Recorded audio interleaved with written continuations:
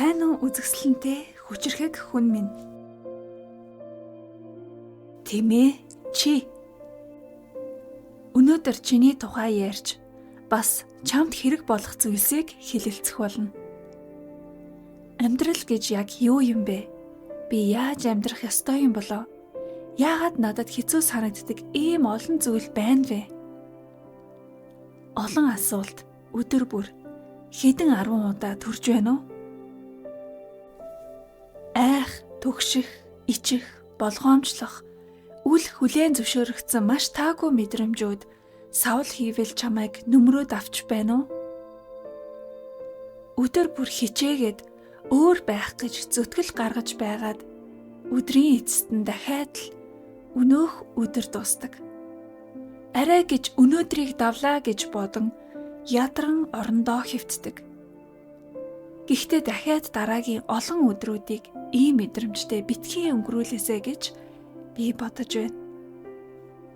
Тиймээс хамт цагийг өнгөрүүлэнгээ. Зөвлөн ярилццгаая.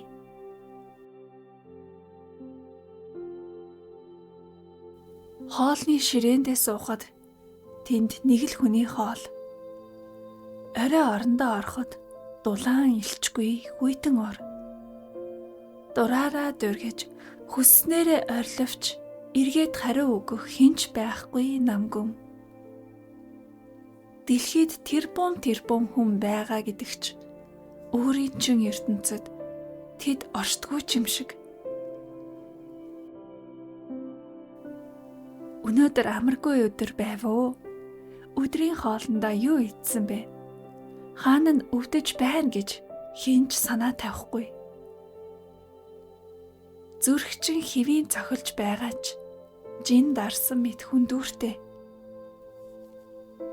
Гадаад орчин төрөл бүрээр солигдсон ч дотоод орчин үргэлжийн нууцлаг гонхтой. Хүнд амьдрах учиртай хувь тавилан гэж байдаг. Би төөрсөн нэгнэн ах. Энэ лав миний хүссэн амьдрал биш гэсэн илдэг бодлууд шуугсаар.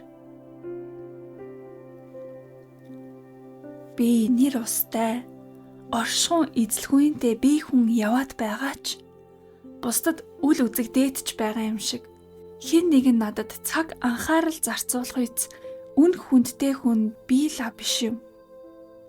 Миний санаа бодол чухал биш юм чин дуугараад ч юу яах билээ? Гай бололгүй, чимээгүй л оршиж бай.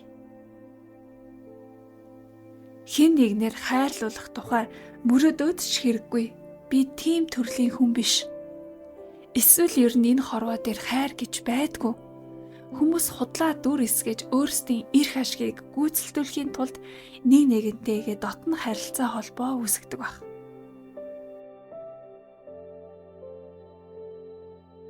Өөрийгөө сүүлийн үед ажигласан уу? Цаг ямагтл нэг идэхгүй, гүлийсэн байдалтай байгааг. Даруй төлөвтөө тэр юм болов уу гэхээр үе тесэрч гээд сэтгэл хөдлөлөө байрч чадхаа болчих юм. Уйлна, инээн, уурлна. Хүн бүрт энэ сэтгэл хөдлөлүүд байдаг ч чинийх нэг л тогтворгүй байгаа юм. Байнга л ядраад байна уу? Ажлыг хийн гэхээс хаширч, ядаргаанд дарлагдаж, оюун санааны тогтмол төлөв нь стресс юм шиг. Өдөр бүр давтагддаг үйлдэлүүд дээр нэмээд нэг л өөр зүйл орж ирэх гэхэд хамгийн түрүүнд ядаргаатай юм гэж бодогддог. Тэрийг хийх тэнхээ байхгүй гэж санагдаж байгаа учраас тэр. Эрүүл мэндийн хувьд ч магадгүй дороотсон байгаа байх. Гэхдээ энэ нь өөртөө санаа тавихгүй яваад байгаагаас л болсон байх. Арьс, биеийн жин, хорт зуршил. За яадаг юм. Угаасаа хиндээж гоё харагдах уу? Ингээд сурчсан болохоор сурснараа л амьдрна. Энэ надад амар болохоор гэж өөрийгөө зөвтгөн.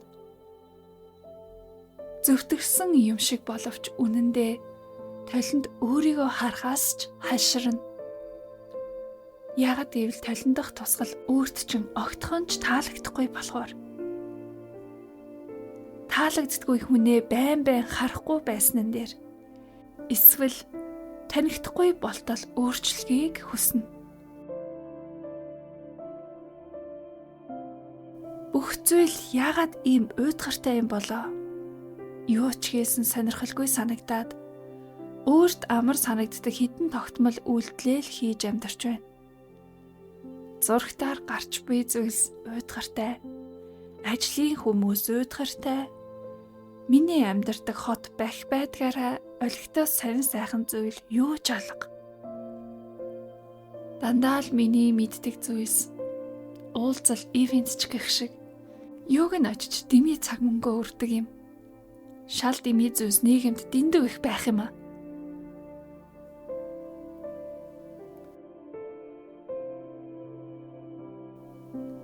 Ганцаардал явагдаад байна. Чи ганцаардаж байна. Юу ярина вэ? Би ганцаардах төрлийн хүн биш. Намайг ямар олон хүн хүрээлж байдгийг мэдхүү. Манайх ах トゥ болуулаа. Гэр бүлийн уулзалтаар байнга л бөөнөрөө цуглаж байдаг. Манай 10 жилийн их сургуулийн, ажлын, спортын, клубын найзууд гээд би үргэлж олонтойгоо байдаг хүн гэж хариулж магадгүй. Тэгвэл чи тэдэнтэй байхдаа өөрийгөө ямар байгаагаар мэдэрдэг вэ? Яагаад тэдний хошигнолд жихнээсээ инээд чин хүрч тэдний шимтэн ярих ярианд чигчин бөглөрч чин сэтгэлээс ойлголцож холбогдохгүй байгаа юм. Чи нэг л өөр байгаагаа угаасаа анзаарч байгаа. Чи дотроо хүндээ хэцүү мэдрэмжтэй байхад бусд нь хөвгчлөлтэй байгааг харахаар бухимдаж атаархдаг.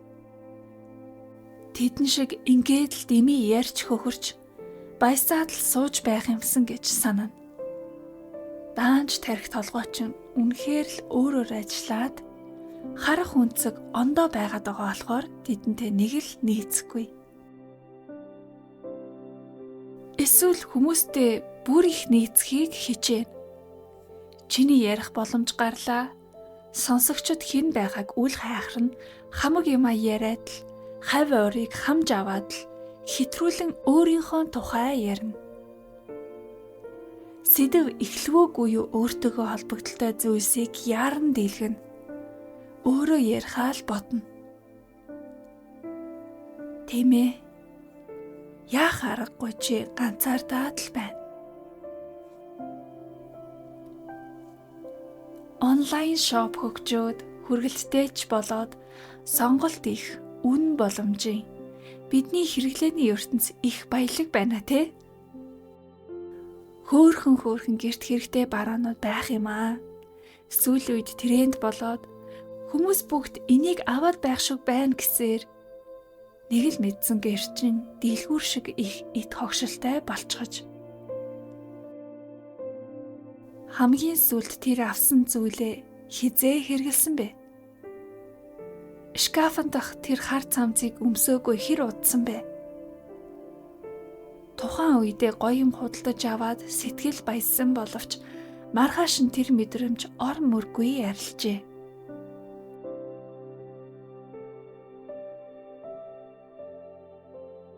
Өөр хинч мэдхгүй, ойлгохгүй, магадгүй өөрөө ч мэдлгүйгээр чи ганцаардалд орч.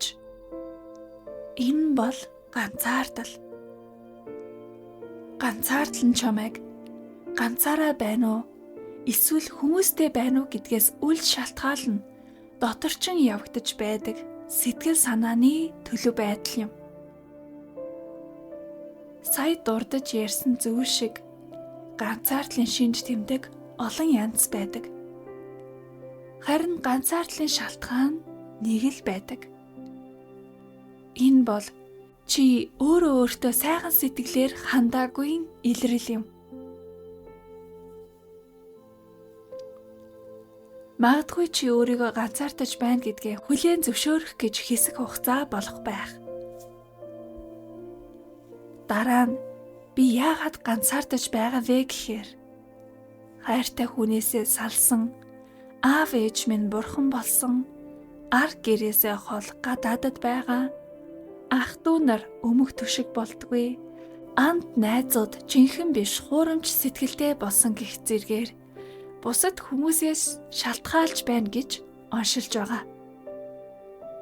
Хэн нэгэн чамд санаа тавьж, чамайг сонсч, анхааралтай хүлээн авч, хүслийг чинь биелүүлж өгвөл чи сайхан болох гээд байгаа юм шиг санагдана. Тэгээд тэр хэн нэг эртэл тайван жаргалтай байхгүй юм шиг сэтгэж өөрийгөө шийтгэн.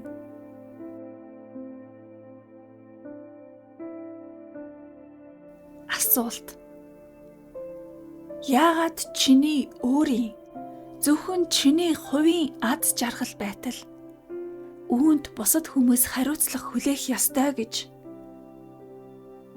Яагаад хэн нэгэн л чамайг жаргалтай болгох хүчтэй байна гэж? Чи хэн нэг эсвэл бусад хүмүүсийг өөртөө таалагдуулахаар удирдах, хянах боломжтой юу?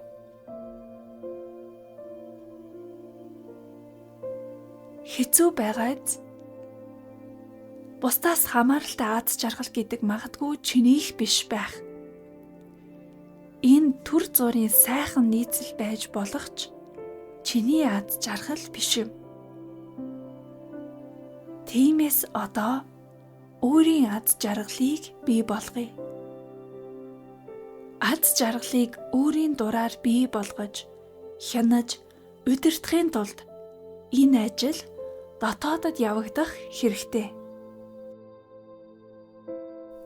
Чиний амьдралын хамгийн эрхэм, хамгийн чухал, хамгийн гол дүрийн, хамгийн их хамаатай, хамгийн их хамт байдаг, хизээч салж боломгүй хүн бол эцэстээ чи өөрөө байдаг. Тэгэхээр өөрийгөө нэн тэргуунд тавиад дотоод ертөнцид өөрийгөө хайрлаж эхэлвэл ганцаардлыг, түүний цаадах олон сэтгэл шаналлын асуудлыг шийдэж чадна.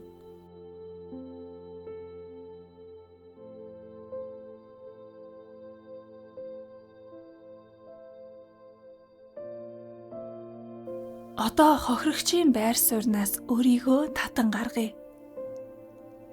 Хорвоо ертөнцид гадуурхагдсан мэт мэдрэмжээс чөлөөлөгдөе. Амьдралынхаа амжилт, аз жаргалын хариуцлагыг өөрийн гарт авъя. Чамайг одоо хүртэл ийм байдалд оруулсан хүмүүс, үйл явдал, нөхцөл байдлыг шүүхгүй. Магадгүй чиний бодож байгаа чинь зөв байх. Магадгүй тэр хүмүүс буруутай байх. Магадгүй жоохон аз дутсан, алдаа дутагдал байсан байх. Гэхдээ одоо энэ бүхэн бүгд өнгөрсөн цагт болоод дуусчихсан учраас орхиод амьдралдаа шинэ бүлэг нээе. Тэр бүлгийн нэр нь өөртөө дуртай бий. Чи яг одооноос эхлэн дахин ганцаардахгүй. Чи ганцаараа байсан ч хантай, амар тайван, сэтгэл үеиг байж сурах болно.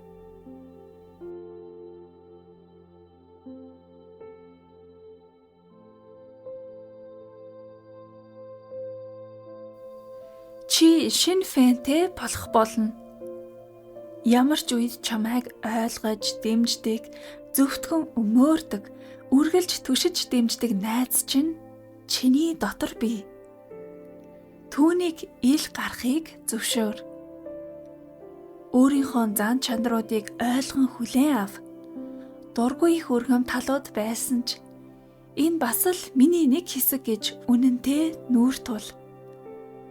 Өөртөөгөө эвлэрэх шиг сэтгэлийн амгалан байхгүй юм шүү. Чиний баруун зүүн мөрөнд бурхан чөтгөр суудаггүй юм. Харин өөртөөгөө ив найрамдал тогтоочихвол үргэлжийн дэмжинд итгэж байдаг сайн сахиусан тэнгэрл дэргэдчин байх болно. Өөртөөгөө яриад үз. Асуулт асуугаад бодлоор ирэх хариултыг сонсоорой. Чи тэнэг эсвэл дутуу биш.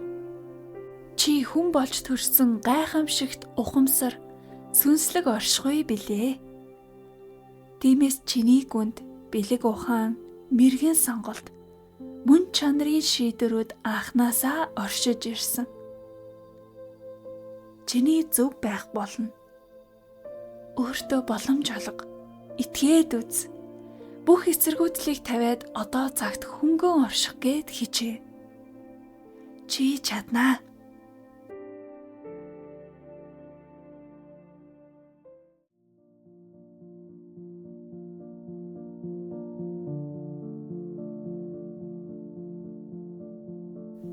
Өөрийгөө илэрхийлээд үз. Ганцаараа байхдаа туршиж эхлэе. Гоё цоглог дуу тавихаар чиний бие хэрхэн хөдлөх нү? Том савта зармаг хөлдөөгчөндөө аваа тавьчих. Дур хөдлөх бүрт идэх эрх чөлөө өөртөө олгоод үз. Романтик кино үзээд хинч харахгүй учир дураараа инээж, уйлж, орилж, бас гунгалж болно. Аль эсвэл баалцаас нийлүүлээд мэдрэмжээ үг болгон буулгаад үз. Магадгүй юу бичгээ мэдэхгүй байгаа бол зовлон ба талархлыг нээн илрүүлээ.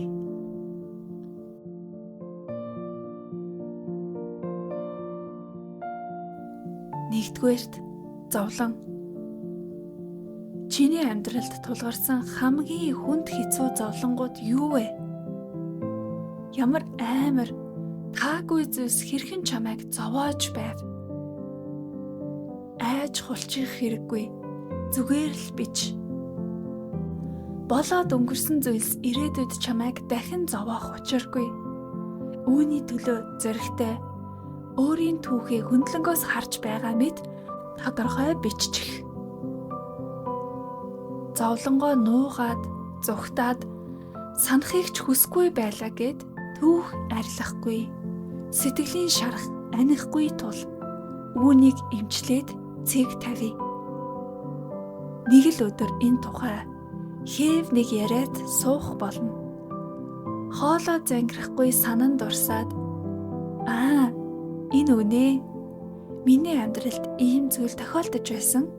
Гэхдээ одоогийн би үнээс ангижирсан гэж хэлж чадах болно.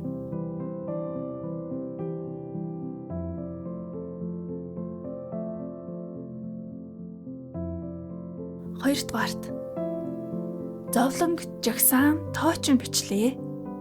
Хэр дэлгэрэнгүй эсвэл товч байхыг өөрөө л мэд. Харин одоо жагсаалт бүрийн ард тайлал бичнэ. Энэ зовлон, энэ асуудал надад юу заасан бэ? Үүнд хариулах юм. Энэ бүхэн тохиолдоогүй байсан бол би өдийг хүртэл юуг ойлгоогүй, ухаарахгүй явах байсан бэ? Надад ямар хүч суулгасан юм бэ гэд эргцүүлээд бичээрэй. Чин үннээсээ бичгэд тухайн түүх гай зовлон биш. Өөрийн чин хөгжлийн нэг шат болон хувирах болно. Бурхан, ертөнц хизээж чамд мөөг хөсгүй. Зөвхөн чамайг илүү хөгжөөсэй л гэж хүсдэг.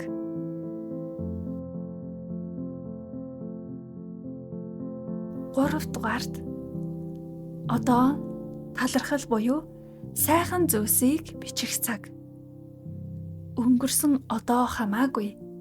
Чи гэдэг хүний ертөнцид байгаа талархаж болох бүх зүйлсийг хамруулаарай. Нэг дор бичгээд урт байгаа бол хэдэн өдөр таслаад бич. Бичих юм бараг алга гэж бодож байгаа бол миний амьдралд энэ байхгүй байсан бол би амьдарч чадахгүй гэсэн зүйлсийг нэрлээд үз. Ус, агаар, эд эрхтнүүд, хараа, сонсгол, эцэг эх, ажил мэргэжил, толгой харагдах дөрвөн хан гэд эхнээсээ үн цэнтэй зүйлс чинь тодорхойлно. Тэгээд уртаас урт жагсаалт гарсны дараа чи өөрийгөө заяагүй амтан биш, аль хэдийн баян хангалттай хүү юм гэдгээ харах болно. Ийм хүү чи өөрийгөө чөлөөтэй илэрхийлэх эрхтэй. Өөрийгөө толдон харах боломжтой. Хинч чамайг сонсохгүй байсан юм биш. Чи эхлээд өөрийгөө хүлээн авч таних хэрэгтэй байсан юм. Одоо харин үүнийг хийлээ. Сайн байна.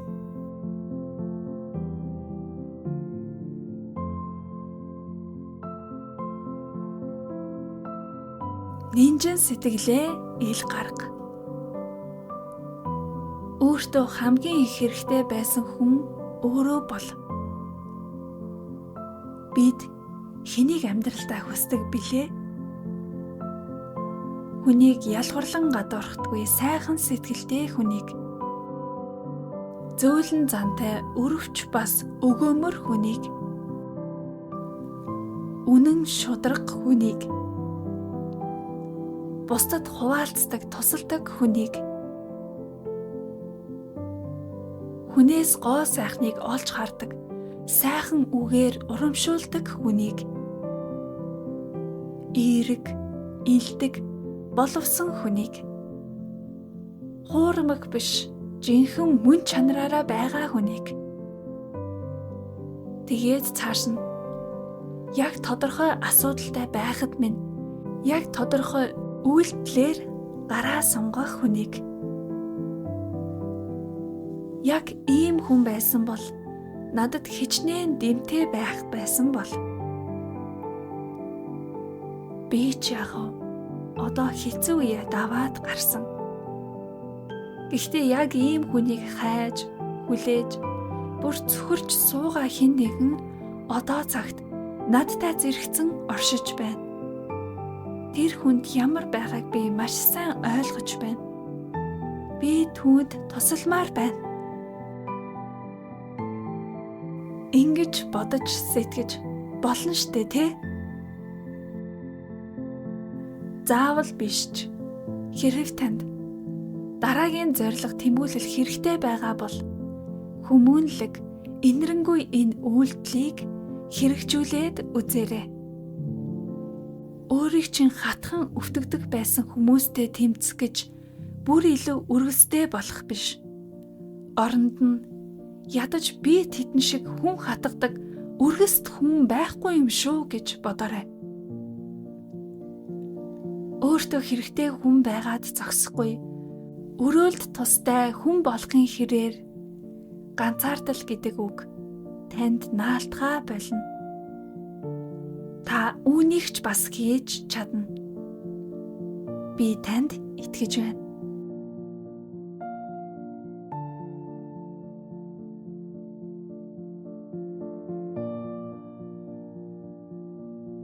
Ганцаараа байсан ч ганцаардхаа боллоо. Ганцаараа байх цагийг өөрийгөө чөлөөтэй илэрхийлэх, өөрийгөө хөгжүүлэх, өөрийгөө инхрийлэн хайрлах, эрхлүүлэн хөгжөөх, танин мэдэх гээд гадал явдалтай үйлдэлээр дүүргэж болох нь байна. Магадгүй ганцаараа байх хорон мөчөөс туйлын тайван амгалан айдас төгшөөргүй амар жимэр мэдрэмжийг авдаг болоод өөртөө маш их итгэлтэй, бүр хайртай дуртай болж чи чадна. Ганцаараа байж чаддаг хүн ямар ч нөхцөл байдалд ялагдахгүй хүчтэй болж өсдөг. Учир нь бусдын санаа бодол, гадаад үйл явдал, шүүмжлэл, хэлбэр маяг чамд өөрөөс чинь илүү чухал биш болж айж санаа зовхоо болно гэсэн үг юм. Сүүлийн зөвлөмж. Тэглээгээд дандаа ганцаараа байна гэсэн үг биш шүү. Өөрийгөө бусдаас тусгаарлаад өөртөө л үргэлж анхаарна гэж битгий бодоорой. Энэ яриа маань ганцаардлаас гарах тухай билээ. Бид байгалийн амьтан бас оюун ухаанд өндөр ухамсарт хүн учир ганцаараа биш бусадтай харилцан амьдрах учиртай. Бид нэг нэгнээсээ хамааралтай хамтран амьдралыг бүтээж хөгжүүлж явдаг. Бие биеэсээ суралцаж, хайр өгөлцөж, авалцаж, юр бусын мэдрэмжүүдийг солилцож байдаг онцлог оршихуй. Энэ нь амьдралыг минь утга учиртай болгодог. Тиймээс битгий нуугт өөрийгөө дар. Ганцаардлаа ялан дийлээд ил гар. Хорвоо ертөнцид чи хэрэгтэй. Чи хэн нэгэнд хэрэгтэй. Чи бидэнд ч бас чухал. Хүсвэл бусдаас тусламж хүс. Дуугар олны дунд өөрийгөө илэрхийлээд бас үз. Чи өөрийгөө харуулахгүйгээр хүмүүс чамайг олж харах боломжгүй шүү дээ. Заяаны ханаа олох юмсан. Миний амьдралд надад тохирох хэн нэгэн гарч ирээсэ гэж хүсээд л байдаг. Чамайг оршин байгааг мэдхгүйгээр тэд чамайг яаж олж ирэх билээ? Хаанаас гэж хайх билээ? Хувь тавилан хүлээдэг юм биш. Туулж байж бүтээдэг. Санаж байгаа зү? Амьдралаа чи өөрөө гартаа авна гэдгээ. Ямар хүнтэй нөхөрлөхийг хүсэж байгаа юм? Тэрийгэ илэрхийл. Чамд хэн таалагддаг тухай яар. Чиний зориг хүсэл юу гэдгийг мэдэгд.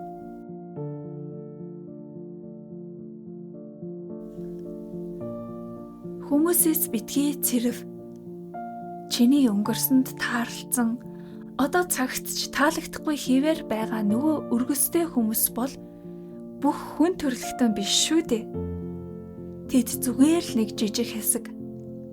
Бид олон тэрбум хэдэн зуун сая онцлог ялгаатай хүмүүс. Энэ нь өөрөө сайн хэрэг. Бүгд адилхан бол яаж нэгнийгээ сорж хөгжүүлэх билээ? Ямар ч адал явдал байхгүй. Бүгд нэг төвшөндөө дүнбийгээд л уйдгартай байна штэ. Тэгэхээр өргөстэй хүмүүст анхаарахаа болоод өөртөөгөө нийцэх хүмүүсийг ботож эхлээрэй.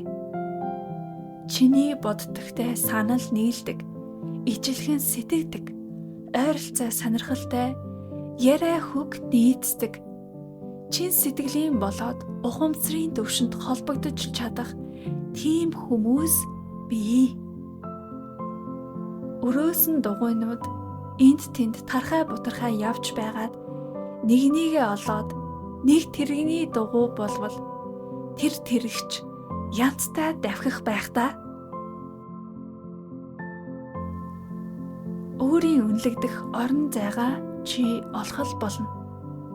Ижил найз нөхдөө, гэр бүл, хамт олноо өөртөө татах болно. Үүний тулд чи эхлээд өөрийгөө танина. Тэгээд илэрхийлнэ. Өөрийгөө энд оршин буугаа харуулж байж бусдад мэдэгдэн шүү дээ. Мөн хайгуулаа зогсоох хэрэггүй сониуч бай.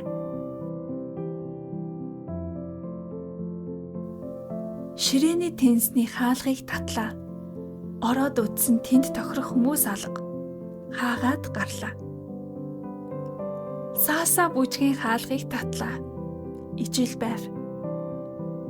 Ууланд алхах хаалгаар шагаалаа. Ганц хоёр ижил хүн байна шүү. Болж байна. Саятны давтамжийн хаалгыг татлаа. Нилээд олон хүн байна шүү. Бүр урам орлоо. Номонд дурлагчдын өрөөнд орлоо. Магадгүй ингэж явсаар би зөв газараа зөв хүмүүстэйгээ байна гэж тун удахгүй чи өөрийгөө мэдрэх болно. Энэ үед ганцаардал гэдэг үгийгч ойлгохоо болсон байна. Тэр үг гунигтайч мэдрэмж төрүүлэхгүй, үхсийн сангаас минь хасагдаад удаж дээ гэж гайхах болно. Энэ бол Чамд хэрэгтэй чиний дараагийн хувилбар. Үүнийгээ өөрийн болго. Ингээд өөртөө хайртай, өөртөө итгэлтэй, өөртөө дуртай, өөрийгөө мэддэг чамд баяр хүргэе. Чи сайхан амьдрах болно. Чи сайхан амьдарч байна. Би чамаар бахархаж байна. Чи өөрөөрөө бахархаж, бардам зогсож байна.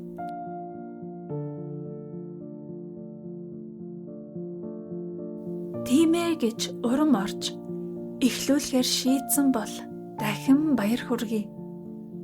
Харин хэрхэн эхлүүлэхээ мэдэхгүй байгаа бол өөрийгөө хайрлах дэвтэр буюу дасгал ажлын цахим хүчийг санал болгоё. Дээр дурдсан бүгдийг та зөвхөн өөрийгөө хайрлах арга замаар л хэрэгжүүлж, бодит болгон бүтээх учраас санал болгож байна. Өөрийгөө хайрлах дэвтэрт юу өгүүлдэг талаар мэдхийг хүсвэл description болон pin post хэсэгт байгаа линк дээр дараад нэмэлт бичлэгийг сонсоод үзээрэй. Өөрийгөө хайрлах аялалд нь амжилт хүсье.